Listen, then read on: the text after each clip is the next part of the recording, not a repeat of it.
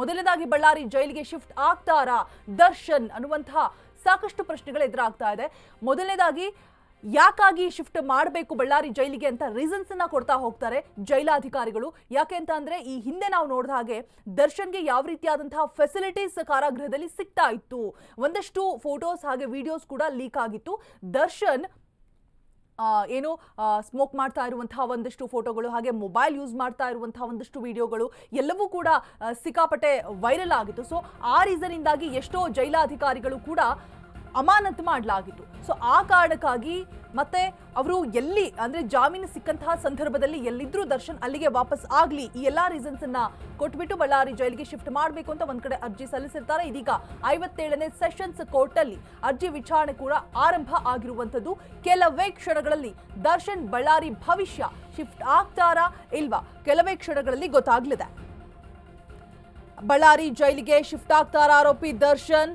ಸಾಕಷ್ಟು ಕುತೂಹಲಕಾರಿಯಾದಂತಹ ಅಂಶ, ಒಂದಷ್ಟು ರೀಸನ್ಸ್ ಅನ್ನ ಕೊಟ್ಟಿದ್ದಾರೆ ಯಾಕಾಗಿ ಶಿಫ್ಟ್ ಮಾಡಬೇಕು ಅಂತ ಹೇಳ್ಬಿಟ್ಟು. ಅರ್ಜಿ ಸಲ್ಲಿಕೆಯ ವಿಚಾರಣೆ ಇದೀಗ ನಡೀತಾ ಇರುವಂತದ್ದು. ಕೆಲವೇ ಹೊತ್ತಲ್ಲಿ ಎಲ್ಲವೂ ಕೂಡ ಗೊತ್ತಾಗುತ್ತೆ. ದರ್ಶನ್ ಬಳ್ಳಾರಿ ಶಿಫ್ಟ್ ಭವಿಷ್ಯ, ಬಳ್ಳಾರಿಗೆ ದರ್ಶನ್ ಶಿಫ್ಟ್ ಮಾಡುವಂತೆ SPP ಮನವಿಯನ್ನು ಕೂಡ ಮಾಡಿರುವಂತದ್ದು. ಭದ್ರತಾ ದೃಷ್ಟಿಯಿಂದ ಸ್ಥಳಾಂತರಕ್ಕೆ SPP ಮನವಿಯನ್ನ ಮಾಡಿದ್ದಾರೆ. ಇನ್ನು ಸೆಷನ್ಸ್ ಕೋರ್ಟ್ನಲ್ಲಿ SPP ಪ್ರಸನ್ನ ಕುಮಾರ್ ವಾದವನ್ನು ಕೂಡ ಮಾಡ್ತಾ ಇರುವಂತದ್ದು. ನೇನು ಕೆಲವೇ ಕ್ಷಣಗಳಲ್ಲಿ ದರ್ಶನ್ ಬಳ್ಳಾರಿಗೆ ಶಿಫ್ಟ್ ಆಗ್ತಾರಾ ಅಥವಾ ಇಲ್ಲೇ ಉಳ್ಕೊಳ್ತಾರಾ ಕಾದು ನೋಡಬೇಕಾಗಿದೆ. ಬಿಕಾಸ್ ಬಳ್ಳಾರಿ ಜೈಲ್ ಅಂತ ಅಂದ್ರೆ ಹೇಗಿರುತ್ತೆ, ಎಲ್ರಿಗೂ ಕೂಡ ಒಂದು ಇಮ್ಯಾಜಿನೇಷನ್ ಇರುತ್ತೆ. ಸೊ ಅಲ್ಲಿ ಯಾವುದೇ ರೀತಿಯಾದಂತಹ ಅವರಿಗೆ ಫೆಸಿಲಿಟೀಸ್ ಸಿಗೋದಿಲ್ಲ. ಖೈದಿಗಳಿಗೆ ಏನು ಆಹಾರ ಕೊಡ್ತಾರೆ ಅದನ್ನೇ ತಿನ್ನಬೇಕು, ವಾಕ್ ಮಾಡೋದಕ್ಕೂ ಅವಕಾಶ ಇರೋದಿಲ್ಲ, ಜಿಮ್ ಮಾಡೋದಕ್ಕೂ ಅವಕಾಶ ಇರೋದಿಲ್ಲ. ಸೊ ಪ್ರೋಟೀನ್ ಫುಡ್ನ ತೆಗೆದುಕೊಳ್ತಾ ಇರ್ತಾರೆ. ಸೊ ಇಲ್ಲಿ ಒಂದಷ್ಟು ಫೆಸಿಲಿಟೀಸ್ ಎಲ್ಲ ಇರುತ್ತೆ ದರ್ಶನ್ಗೆ. ಸೊ ಅಲ್ಲಿ ಯಾವುದೇ ರೀತಿಯಾದಂತಹ ಫೆಸಿಲಿಟೀಸ್ ಇರೋದಿಲ್ಲ. ಹಾಗೆ ಭದ್ರತಾ ದೃಷ್ಟಿಯಿಂದನೂ ಕೂಡ ಅವರನ್ನ ಬಳ್ಳಾರಿ ಜೈಲಿಗೆ ಶಿಫ್ಟ್ ಮಾಡಬೇಕು ಅಂತ ಕೂಡ ಹೇಳಲಾಗ್ತಾ ಇದೆ. ಜೊತೆಗೆ ಅವರು ಜಾಮೀನು ಸಿಕ್ಕಂತಹ ಸಂದರ್ಭದಲ್ಲಿ ಎಲ್ಲಿದ್ರು ಅಲ್ಲಿಗೆ ಶಿಫ್ಟ್ ಮಾಡಿ ಅಂತ ಹೇಳ್ಬಿಟ್ಟು ಹೇಳಿದ್ದಾರೆ. ಬಿಕಾಸ್ ಇಲ್ಲಿ ಇದ್ದಾಗ ಅವ್ರು ಅಂದ್ರೆ ಏನೆಲ್ಲ ಫೆಸಿಲಿಟೀಸ್ ಕೊಟ್ಟರು ಆ ಹಿಂದೆ ಇದ್ದಂತಹ ಜೈಲಾಧಿಕಾರಿಗಳು ಎಲ್ರಿಗೂ ಕೂಡ ಒಂದು ರೀತಿಯಾಗಿ ದೊಡ್ಡ ತಲೆನೋವೇನೆ. ಬಿಕಾಸ್ ಇವರಿಂದಾಗಿ ಎಷ್ಟೋ ಜನ ಜೈಲಾಧಿಕಾರಿಗಳು ಅಮಾನತಾದ್ರು ಅಂತ ಕೂಡ ಇದೆ. ಸೊ ಹಾಗಾಗಿ ಆ ಒಂದು ರೀಸನ್ ಇಂದ ಆ ತೊಂದರೆಗಳು ಬರಬಾರ್ದು ಅನ್ನುವಂತಹ ಒಂದು ನಿಟ್ಟಿನಲ್ಲಿ ಇದೀಗ ದರ್ಶನ್ ಅವರನ್ನ ಬಳ್ಳಾರಿ ಜೈಲಿಗೆ ಶಿಫ್ಟ್ ಮಾಡಬೇಕು ಅಂತ ಹೇಳ್ಬಿಟ್ಟು ಅರ್ಜಿನ ಸಲ್ಲಿಕೆ ಮಾಡಲಾಗಿತ್ತು. ಇದೀಗ ಅರ್ಜಿ ವಿಚಾರಣೆ ಸದ್ಯಕ್ಕೆ ನಡೀತಾ ಇದೆ. ಇನ್ನೇನು ಕೆಲವೇ ಹೊತ್ತಲ್ಲಿ ದರ್ಶನ್ ಶಿಫ್ಟ್ ಆಗ್ತಾರಾ ಬಳ್ಳಾರಿಗೆ ಅಥವಾ ಇಲ್ವಾ ಕೆಲವೇ ಹೊತ್ತಲ್ಲಿ ಗೊತ್ತಾಗಲಿದೆ. ವಿಚಾರಣೆ ಆರಂಭ ಆಗಿದೆ ಆಲ್ರೆಡಿ.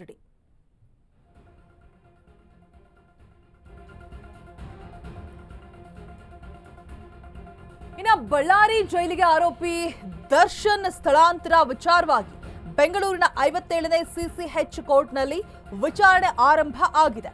ಆರೋಪಿ ದರ್ಶನ್ ಪರ ವಕೀಲ ಸಂದೇಶ್ ಚೌಟಾ ವಾದವನ್ನ ಮಂಡಿಸ್ತಾ ಇದ್ದಾರೆ.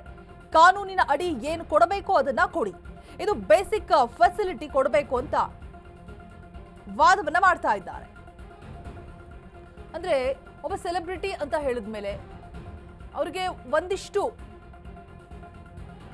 ಫೆಸಿಲಿಟೀಸ್ನ ಕೊಡಬೇಕು ಅಂತ ಇರುತ್ತೆ. ಕನಿಷ್ಠ ಫೆಸಿಲಿಟೀಸ್ ಇಷ್ಟನ್ನಾದ್ರೂ ಕೊಡಬೇಕು ಅಂತ ಇರುತ್ತೆ. ಸೊ ಕಾನೂನಿನ ಅಡಿಯಲ್ಲಿ ಏನೆಲ್ಲ ಕೊಡಬೇಕು ಅದನ್ನಾದ್ರೂ ಕೊಡಿ, ಬೇಸಿಕ್ ಫೆಸಿಲಿಟೀಸ್ ಕೊಡಬೇಕು ಚೌಟವಾದ ಮಾಡ್ತಾ ಇದ್ದಾರೆ. ಬಳ್ಳಾರಿ ಜೈಲಿಗೆ ಆರೋಪಿ ದರ್ಶನ್ ಸ್ಥಳಾಂತರ ವಿಚಾರವಾಗಿ ಮಾಡ್ತಾ ಇರುವಂತಹ ವಾದ ಬೆಂಗಳೂರಿನ 57ನೇ CCH ಕೋರ್ಟ್ನಲ್ಲಿ ಇದೀಗ ವಿಚಾರಣೆ ನಡೀತಾ ಇದೆ. ಸೊ ಆ ಸಂದರ್ಭದಲ್ಲಿ ಹೇಳಿರುವಂತಹ ಮಾತುಗಳು ಬೇಸಿಕ್ ಫೆಸಿಲಿಟೀಸ್ನ ಕೊಡಿ ಅಂತ ಹೇಳ್ಬಿಟ್ಟು. ಬಟ್ ಈಗ ಪ್ರೋಟೀನ್ ಫುಡ್ ಅನ್ನ ತೆಗೆದುಕೊಳ್ತಾ ಇರ್ತಾರೆ, ಜಿಮ್ಗೆ ಹೋಗ್ತಾ ಇರ್ತಾರೆ, ಆರೋಗ್ಯ ಸಮಸ್ಯೆ ಬೆನ್ನು ನೋವಿನ ಕಾರಣ ಕೂಡ ಇರುತ್ತೆ ಅವ್ರಿಗೆ. ಸೊ ಈ ಎಲ್ಲ ಒಂದು ರೀಸನ್ಸ್ ಅನ್ನ ಇಟ್ಟು ಇದೀಗ ಏನು ಬೇಸಿಕ್ ಫೆಸಿಲಿಟೀಸ್ ಇದೆ ಅದನ್ನ ಕೊಡಬೇಕು ದರ್ಶನ್ಗೆ ಅಂತ ಹೇಳ್ಬಿಟ್ಟು ರಿಕ್ವೆಸ್ಟ್ ನ ಮಾಡ್ಕೊಳ್ತಾ ಇದ್ದಾರೆ. ಅಲ್ಲಿ ಜೈಲಿಗೆ ಹೋದಂತಹ ಒಂದು 2 days ಅವರು ಏನೂ ತಿಂದಿರಲಿಲ್ಲ. ಅದಾದ ನಂತರ ಸೆಕೆಂಡ್ ಡೇ ಅನ್ಸುತ್ತೆ ತಿರ್ಗಾ ದಿನ ಬೆಳಗ್ಗೆ ವಾಂಗಿಬಾತನ್ನ ಸೇವನೆ ಮಾಡಿರ್ತಾರೆ. ಸೊ ಎಲ್ಲೋ ಒಂದ್ ಕಡೆ ಅಷ್ಟು ದೊಡ್ಡ ಸೆಲೆಬ್ರಿಟಿ, ಸೊ ಈ ರೀತಿಯಾಗಿ ಬದುಕೋದು ಕಷ್ಟಕರ ಹೌದು. ಸೊ ಹಾಗಾಗಿ ಒಂದಷ್ಟು ವಾದವನ್ನ ಮಂಡಿಸ್ತಾ ಇದ್ದಾರೆ. ಏನೆಲ್ಲ ಬೇಸಿಕ್ ಫೆಸಿಲಿಟೀಸ್ ಇದೆ ಅದನ್ನ ಕೊಡಿ ಅಂತ ಹೇಳ್ಬಿಟ್ಟು ದರ್ಶನ್ಗೆ. ಆರೋಪಿ ದರ್ಶನ್ ಪರ ವಕೀಲ ಸಂದೇಶ್ ಚೌಟ್ ವಾದವನ್ನ ಮಂಡಿಸ್ತಾ ಇರುವಂತದ್ದು ಬೇಸಿಕ್ ಫೆಸಿಲಿಟೀಸ್ನ ಕೊಡಬೇಕು ಅಂತ ಹೇಳ್ಬಿಟ್ಟು. ಬಳ್ಳಾರಿ ಜೈಲಿಗೆ ಶಿಫ್ಟ್ ಆಗ್ತಾರಾ ಆಗಲ್ವಾ ಕಾದು ನೋಡಬೇಕಾಗಿದೆ. ಹಾಗೆ ಬಳ್ಳಾರಿ ಜೈಲಿಗೆ ಯಾಕೆ ಶಿಫ್ಟ್ ಆಗಬಾರ್ದು ಅಂತ ಕೂಡ ವಾದವನ್ನ ಮಾಡ್ತಾರೆ. ಏನಂತಂದ್ರೆ ಇನ್ ಕೇಸ್ ಬಳ್ಳಾರಿ ಜೈಲಿಗೆ ಶಿಫ್ಟ್ ಆದ್ರೆ ವಿಚಾರಣೆ ಸಂದರ್ಭದಲ್ಲಿ ಆರೋಪಿಗಳೆಲ್ಲರೂ ಕೂಡ ಶಿಫ್ಟ್ ಮಾಡಬೇಕಾದಂಥ ಸಂದರ್ಭ ಬರುತ್ತೆ. ಸೊ ಎಲ್ಲರೂ ಕೂಡ ಶಿಫ್ಟ್ ಆದರೆ ವಿಚಾರಣೆ ಸಂದರ್ಭದಲ್ಲಿ ಪ್ರಾಬ್ಲಮ್ ಆಗುತ್ತೆ, ಅಲ್ಲಿಂದ ಇಲ್ಲಿ ಕರೆ ತರಬೇಕು, ಸಮಸ್ಯೆ ಆಗುತ್ತೆ ವಿಚಾರಣೆ ಸಂದರ್ಭದಲ್ಲಿ ಅಂತ ಹೇಳ್ಬಿಟ್ಟು ಆ ಒಂದು ರೀಸನ್ ಅನ್ನು ಕೂಡ ಕೊಟ್ಬಿಟ್ಟು ಬೇಡ ಬಳ್ಳಾರಿ ಜೈಲಿಗೆ ಶಿಫ್ಟ್ ಮಾಡೋದು ಅಂತ ಕೂಡ ಹೇಳಲಾಗ್ತಾ ಇದೆ. ಇನ್ನೊಂದು ಕಡೆ ಕಾದ್ ನೋಡಬೇಕು ಶಿಫ್ಟ್ ಆಗ್ತಾರಾ ಅಥವಾ ಆಗೋದಿಲ್ವಾ, ಇನ್ನೇನು ಕೆಲವೇ ಹೊತ್ತಲ್ಲಿ ಮಾಹಿತಿ ಹೊರಬೀಳುತ್ತೆ.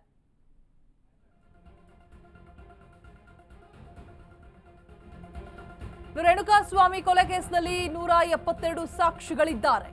ಆರೋಪಿ ದರ್ಶನ್ ಪರ ವಕೀಲ ಸಂದೇಶ್ ಚೌಟ ವಾದ ಮಾಡ್ತಾ ಇರುವಂತದ್ದು. 5,000 ಪುಟಗಳ ದೋಷಾರೋಪ ಪಟ್ಟಿ ಸಲ್ಲಿಸಲಾಗಿದೆ. ಸುಪ್ರೀಂ ಕೋರ್ಟ್ ಕೂಡ ತ್ವರಿತ ವಿಚಾರಣೆಗೆ ಸೂಚನೆಯನ್ನ ಕೊಟ್ಟಿರುವಂತದ್ದು.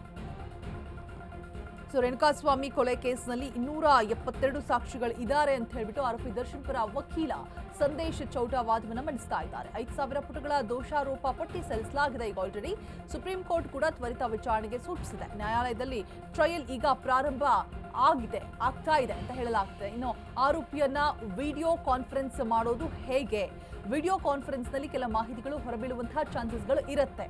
ಸೊ ಹಾಗಾಗಿ ಈ ಎಲ್ಲ ಆಯಾಮದಲ್ಲೂ ಕೂಡ ವಾದವನ್ನ ಮಂಡಿಸ್ತಾ ಇದ್ದಾರೆ. ನ್ಯಾಯಾಲಯದಲ್ಲಿ ಟ್ರಯಲ್ ಈಗ ಪ್ರಾರಂಭ ಆಗಿರುವಂಥದ್ದು. ವಿಡಿಯೋ ಕಾನ್ಫರೆನ್ಸ್ ನಲ್ಲಿ ಕೆಲ ಅಂಶ ಕೇಳಬೇಕಾಗತ್ತೆ. ಸೊ ವಿಡಿಯೋ ಕಾಲ್ ಮಾಡೋದು ಹೇಗೆ, ತಮ್ಮ ವಕೀಲರಿಗೆ ಮಾತನಾಡುವಂತಹ ಅಗತ್ಯ ಇರುತ್ತೆ. ವಿಡಿಯೋ ಕಾನ್ಫರೆನ್ಸ್ ಮೂಲಕ ಮಾಡೋದಕ್ಕೆ ಸಾಧ್ಯ ಇಲ್ಲ. ವಿಸಿ ಮೂಲಕ ವಿಚಾರಣೆ ಹಾಜರಾಗುವುದು ಸೂಕ್ತ ಅಲ್ಲ ಅಂತ ಕೂಡ ಇನ್ನೊಂದು ಕಡೆಯಿಂದ ವಾದವನ್ನ ಮಂಡಿಸಲಾಗ್ತಾ ಇದೆ. ಇನ್ನು ಬಳ್ಳಾರಿಗೆ ದರ್ಶನ್ ಶಿಫ್ಟ್ ಮಾಡೋದಕ್ಕೆ ಯಾವುದೇ ಕಾರಣ ಇಲ್ಲ, ಯಾಕಾಗಿ ಶಿಫ್ಟ್ ಮಾಡಬೇಕು ಅಂತ ಹೇಳ್ಬಿಟ್ಟು ಒಂದಷ್ಟು ಪ್ರಶ್ನೆಗಳನ್ನು ಕೂಡ ಮುಂದಿಡ್ತಾ ಇದ್ದಾರೆ. ಬಳ್ಳಾರಿಗೆ ದರ್ಶನ್ ಶಿಫ್ಟ್ ಮಾಡಬಾರ್ದು ಅಂತ ಚೌಟ ವಾದವನ್ನ ಮಾಡ್ತಾ ಇದ್ದಾರೆ. ದರ್ಶನ್ ಪರ ವಕೀಲರು ಮಾಡ್ತಾ ಇರುವಂತಹ ವಾದ,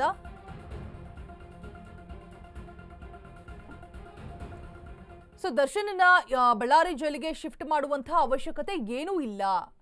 ಹಾಗೆ ದರ್ಶನ್ ರೇಣುಕಾಸ್ವಾಮಿ ಕೊಲೆ ವಿಚಾರವಾಗಿ ಏನು 272 ಸಾಕ್ಷಿಗಳಿದ್ದಾರೆ, ಸೊ ಅವರನ್ನ ವಿಡಿಯೋ ಕಾನ್ಫರೆನ್ಸ್ ಮುಖಾಂತರ ಸಾಕ್ಷಿನ ಹೇಳಿಸ್ಬೇಕು ಅಂತ ಒಂದ್ ಕಡೆ ಪ್ಲಾನ್ ಮಾಡಲಾಗ್ತಾ ಇದೆ. ಬಟ್ ಇದಕ್ಕೆ ನಿರಾಕರಿಸ್ತಾ ಇದ್ದಾರೆ.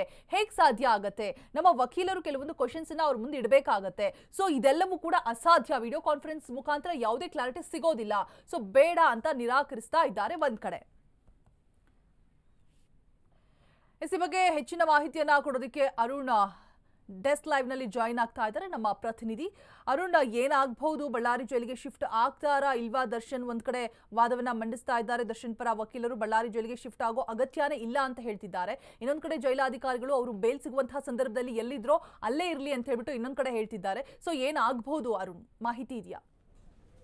ರೋಜಾ, ಏನು ಈಗಲೂ ಮಧ್ಯಾಹ್ನದ ನಂತರನೂ ಸಹ ಏನು ಅರ್ಜಿ ವಿಚಾರಣೆ 57 CCH ಕೋರ್ಟ್ನಲ್ಲಿ ಆರಂಭ ಆಗಿರುವಂಥದ್ದು. ಅಂದರೆ ಪ್ರಮುಖವಾಗಿ ಜೈಲಾಧಿಕಾರಿಗಳು ಇಟ್ಟಿರುವಂತಹ ಒಂದು ಮನವಿ ಏನಂದರೆ, ಅರ್ಜಿ ಏನಂದರೆ, ಅಂದರೆ ಈ ಹಿಂದೆ ಯಾರೆಲ್ಲ ಆರೋಪಿಗಳು ಒಂದು ಜಾಮೀನು ಪಡೆಯುವಂಥ ಸಂದರ್ಭದಲ್ಲಿ ಯಾವೆಲ್ಲ ಜೈಲುಗಳಿದ್ರೆ ಅವರು ಆ ಜೈಲಿಗೆ ಕಳಿಸಬೇಕು ಅನ್ನೋದು ಅವರ ಪ್ರಮುಖವಾದ ಒಂದು ವಾದ ಆಗಿರುವಂಥದ್ದು, ಮತ್ತೆ ಒಂದು ಪಾಯಿಂಟ್ ಆಗಿರುವಂಥದ್ದು. ಮತ್ತೊಂದು ಕಡೆ ಏನಂದರೆ, ಕಳೆದ ಬಾರಿ ಜೈಲಿನಲ್ಲಿ ನಡೆದಂತಹ ಏನು ರಾಜ್ಯಾತಿಥ್ಯ ಏನಿತ್ತು, ಮತ್ತೆ ಆ ಒಂದು ಫೋಟೋಗಳು ವೈರಲ್ ಆಗಿತ್ತು. ಹಾಗಾಗಿ ಮತ್ತೆ ಈಗ ಯಾವುದೇ ರೀತಿಯಾದಂಥ ಒಂದು ರಿಸ್ಕ್ ತಗೊಳ್ಳೋಕ್ಕೆ ಯಾರೂ ಸಹ ರೆಡಿ ಇಲ್ಲ. ಯಾಕಂದರೆ ಸುಪ್ರೀಂ ಕೋರ್ಟ್ ಸಹ ಆ ಫೋಟೋಗಳನ್ನು ವೀಕ್ಷಣೆ ಮಾಡಿರುವಂಥದ್ದು. ಹಾಗಾಗಿ ಸುಪ್ರೀಂ ಕೋರ್ಟ್ ಡೈರೆಕ್ಷನ್ ಸಹ ಇದ್ರ ಮೇಲೆ ಇರುವಂಥದ್ದು. ಮತ್ತು ಸುಪ್ರೀಂ ಕೋರ್ಟ್ ಸಹ ಈ ಒಂದು ಪ್ರಕರಣದ ಬಗ್ಗೆ ವರದಿಯನ್ನು ಸಹ ಪಡ್ಕೊಳ್ಳುತ್ತೆ. ಯಾಕಂದರೆ ಇನ್ನೂ ಸಹ ಚಾರ್ಜ್ ಶೀಟ್ ಪೆಂಡಿಂಗ್ ಇದೆ, ಅಂದರೆ ಚಾರ್ಜ್ ಶೀಟ್ ಕಂಪ್ಲೀಟ್ ಆಗಿ ಪೊಲೀಸರು ಸಹ ಸಲ್ಲಿಕೆ ಮಾಡಿಲ್ಲ. ಹಾಗಾಗಿ ಬಾಕಿ ಇರೋದ್ರಿಂದ ಸುಪ್ರೀಂ ಕೋರ್ಟ್ ಸಹ ಈ ಒಂದು ಪ್ರಕರಣದ ಮೇಲೆ ಕಣ್ಣನ್ನು ಇಟ್ಟಿರುತ್ತೆ. ಸೊ ಹಾಗಾಗಿ ಇವತ್ತು ಬೆಳಗ್ಗೆ ಏನು ಸುನಿಲ್ ಅವರು ಸಹ ವಾದವನ್ನು ಮಾಡಿದರು, ಮತ್ತು ಸಂದೇಶ್ ಚೌಟ ಅವರು ಸಹ ವಾದವನ್ನು ಮಾಡಿದರು. ಯಾಕಂದರೆ ಈ ಒಂದು ಪ್ರಕರಣದಲ್ಲಿ ಏನಂದರೆ, ಬಳ್ಳಾರಿಗೆ ಶಿಫ್ಟ್ ಮಾಡಿದ್ರೆ ಅವರ ತಾಯಿ ಪ್ರಮುಖವಾಗಿ ಅನಾರೋಗ್ಯರಾಗಿದ್ದಾರೆ, ಅವ್ರನ್ನ ನೋಡ್ಕೊಳ್ಳೋಕ್ಕಾಗಲ್ಲ ಮತ್ತು ಅವ್ರನ್ನ ಭೇಟಿ ಮಾಡೋಕ್ಕಾಗಲ್ಲ ಅನ್ನೋದು ಆರೋಪಿಗಳ ಪರ ವಕೀಲರ ವಾದ ಆಗಿರುತ್ತೆ. ಅಂದರೆ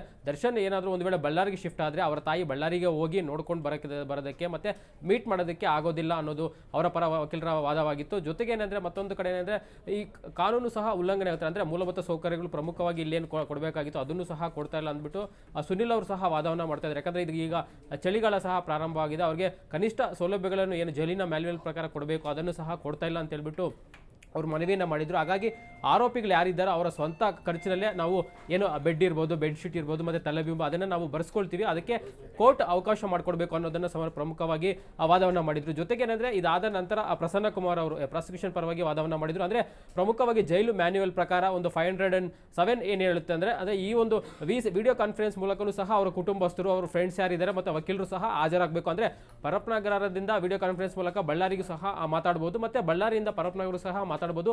ಈ ರೀತಿಯ ಅತ್ಯುನ್ನತದ ವ್ಯವಸ್ಥೆ ನಮ್ಮ ಕರ್ನಾಟಕದ ಜೈಲುಗಳಲ್ಲಿ ಇದೆ ಅಂತ ಹೇಳ್ಬಿಟ್ಟು ಪ್ರಸನ್ನ ಕುಮಾರ್ ಅವರು ಒಂದು ಕೋರ್ಟ್ಗೆ ಮನವರಿಕೆ ಮಾಡಿಕೊಟ್ರು. ಅದಾದ ನಂತರನೂ ಸಹ ಸಂದೇಶ್ ಚೋಟ್ ಅವರು ಮತ್ತೆ ನಮಗೆ ವಾದ ಮಾಡೋಕ್ಕೆ ಒಂದು ಟೈಮ್ ಬೇಕಾಗಿದೆ ಅಂತ ಕೇಳಿದ್ರು. ಆನಂತರ ಇದೀಗ ಈ ಒಂದು ಪ್ರಕರಣದಲ್ಲಿ ಮಧ್ಯಾಹ್ನದ ಸಹ ವಿಚಾರಣೆ ಆರಂಭ ಆಗಿರುವಂಥದ್ದು. ಅಂದರೆ ಈ ಒಂದು ಪ್ರಕರಣದಲ್ಲಿ 277 ಸಾಕ್ಷಿಗಳನ್ನಿದ್ದಾರೆ. ಸೊ ಅದನ್ನೆಲ್ಲ ಮಾಡೋಕ್ಕೆ ಲಾಂಗ್ ಪ್ರೊಸೆಸ್ ಆಗುತ್ತೆ. ಮತ್ತು ವಕೀಲರು ಸಹ ಹೋಗ್ಬಿಟ್ಟು ಅವರ ಆರೋಪಿಗಳನ್ನು ಭೇಟಿಯನ್ನು ಮಾಡಬೇಕಾಗುತ್ತೆ, ಮತ್ತು ಅವರಲ್ಲಿ ಕ್ರಾಸ್ ಎಕ್ಸಾಮಿನೇಷನ್ ಅನ್ನು ಮಾಡಬೇಕಾಗುತ್ತೆ. ಹಾಗಾಗಿ ನೀವು ಬಳ್ಳಾರಿಗೆ ಶಿಫ್ಟ್ ಮಾಡಿದ್ರೆ ನಮ್ಮ ಕೈಯಲ್ಲಿ ಅಲ್ಲಿ ಓಡಿ ಟ್ರಾವೆಲ್ ಮಾಡೋಕ್ಕೆ ಆಗೋದಿಲ್ಲ ಅನ್ನೋದನ್ನ ಆರೋಪಿಗಳ ಪರ ವಕೀಲರ ಒಂದು ವಾದ ಆಗಿತ್ತು. ಆದರೆ ಪ್ರಸನ್ನ ಕುಮಾರ್ ಅವರು ಹೇಳಿದಂತೆ ಈಗಾಗಲೇ ಏನು VC ಮೂಲಕ ಮಾತಾಡ್ಬೋದು, ನೀವು ಟೆಲಿಫೋನ್ ಕಾನ್ವನಿಕ ಮೂಲಕ ಮಾತಾಡ್ಬೋದು, ಮತ್ತು ಜೈಲಿನಲ್ಲಿ ಅತ್ಯುನ್ನತ ವ್ಯವಸ್ಥೆಗಳನ್ನು ಸಹ ನಮ್ಮ ಕರ್ನಾಟಕದಲ್ಲಿದೆ, ಮತ್ತು ಪರಪ್ಪನಗರ ಜೈಲಿನಲ್ಲಿದೆ, ಮತ್ತು ರಾಜ್ಯದ ಅಂದರೆ ಬೇರೆ ಬೇರೆ ಜಿಲ್ಲೆಗಳಿರುವಂಥ ಜೈಲುಗಳಲ್ಲಿ ಸಹ ಎಲ್ಲ ರೀತಿಯ ವಿಡಿಯೋ ಕಾನ್ಫರೆನ್ಸ್ ವ್ಯವಸ್ಥೆ ಇದೆ. ಅದ್ರ ಮೂಲಕ ನೀವು ಹಾಜರಾಗಬಹುದು. ಹಾಗಾಗಿ ಯಾಕಂದರೆ ನಾವು ಕೇಳ್ತಾ ಇರೋದು ಈಗ ಆಡಳಿತಾತ್ಮಕ ಮತ್ತು ಭದ್ರತಾ ದೃಷ್ಟಿಯಿಂದ ದರ್ಶನ್ ಅವರನ್ನು ಶಿಫ್ಟ್ ಮಾಡಬೇಕು. ಯಾಕಂದರೆ ಇಲ್ಲೇ ಇದ್ರೆ ಸಾಕಷ್ಟು ಕೈದಿಗಳಿದ್ದಾರೆ, ಬೇರೆ ಬೇರೆ ರಾಜಕಾರಣಿಗಳು ಶಿಕ್ಷೆಗೊಳಗಾದಂಥ ರಾಜಕಾರಣಿಗಳಿದ್ದಾರೆ. So law and order problem ಆಗುತ್ತೆ ಒಳಗಡೆ, ಯಾಕಂದರೆ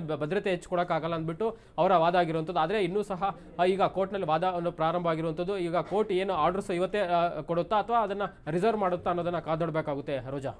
ಆಲ್ರೈಟ್, ಥ್ಯಾಂಕ್ ಯು ಅರುಣ್ ತಮ್ಮೆಲ್ಲ ಡೀಟೇಲ್ಸ್ಗಾಗಿ. ನಮ್ಮ ಪ್ರತಿನಿಧಿ ಅರುಣ್ ಹೇಳ್ತಾ ಇದ್ರು, ಸೊ ಕಾದ್ ನೋಡಬೇಕಾಗತ್ತೆ, ಏನು ಬೇಕಾದರೂ ಆಗ್ಬೋದು. ಬಿಕಾಸ್ ಒಂದು ಕಡೆಯಿಂದ ಬಳ್ಳಾರಿ ಜೈಲಿಗೆ ಯಾಕೆ ಶಿಫ್ಟ್ ಮಾಡುವಂತಹ ಅಗತ್ಯ ಇಲ್ಲ ಅಂತ ದರ್ಶನ್ ಪರ ವಕೀಲರ ವಾದವನ್ನು ಮಾಡಿದ್ರೆ, ಇನ್ನೊಂದು ಕಡೆ ಜೈಲಾಧಿಕಾರಿಗಳು ನೀಡಿರುವಂತಹ ಅರ್ಜಿಯ ಪ್ರಕಾರ ಶಿಫ್ಟ್ ಮಾಡಲೇಬೇಕು. ಬಿಕಾಸ್ ಜಾಮೀನು ಸಿಗುವಂತಹ ಸಂದರ್ಭದಲ್ಲಿ ಎಲ್ಲಿದ್ರೂ ಅಲ್ಲೇ ಇರಬೇಕು, ಭದ್ರತಾ ದೃಷ್ಟಿಯಿಂದ ಶಿಫ್ಟ್ ಮಾಡಬೇಕು ಅಂತ ಇನ್ನೊಂದು ಕಡೆಯಿಂದ ವಾದ ಮಂಡಿಸಲಾಗ್ತಾ ಇದೆ.